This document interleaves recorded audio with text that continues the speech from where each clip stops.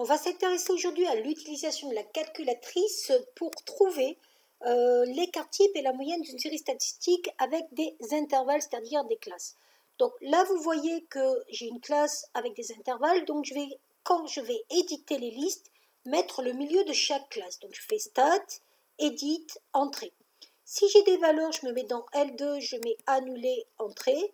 Puis je vais me mettre avec les flèches dans L1, Annuler, Entrée. Ça va me permettre de mettre mes listes vierges. Donc dans la liste 1, je vais commencer par mettre les milieux de chaque intervalle. Donc le milieu entre 10 et 20, ça va donc être 15. Ensuite, le milieu entre 20 et 30, 25. Le milieu entre 30 et 50, 40. Le milieu entre 50 et 60, 55. Et le milieu entre 60 et 70, 65. Dans la liste 2, je vais mettre ensuite les valeurs qui correspondent aux effectifs. Donc les effectifs, 16, c'est ce qu'il y a juste en dessous, 22, 34, 48, 80. Et quand j'ai édité mes listes, je vais aller dans Stat, Calcul, une variable Entrée. Je vais mettre que ma liste 1, c'est ma liste des valeurs X, donc liste 1.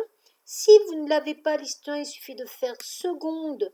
Liste 1 au niveau du 1, c'est une touche bleue Entrée. Et liste 2 pour la liste des fréquences, c'est ce qui correspond en fait compte aux effectifs. Entrée, entrée, et là vous voyez que vous avez plein de choses qui apparaissent, et ce qui m'intéresse c'est la moyenne 49,95 et l'écart type sigma. Donc vous voyez que votre écart type est de 16,72, et si vous aviez fait les calculs à la main, vous seriez tombé aussi sur ça.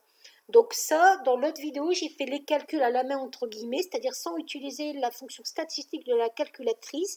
Et vous voyez que vous arrivez à trouver la moyenne X bar et l'écart type sans faire aucun calcul, juste en mettant les listes dans les listes justement de la calculatrice. Voilà.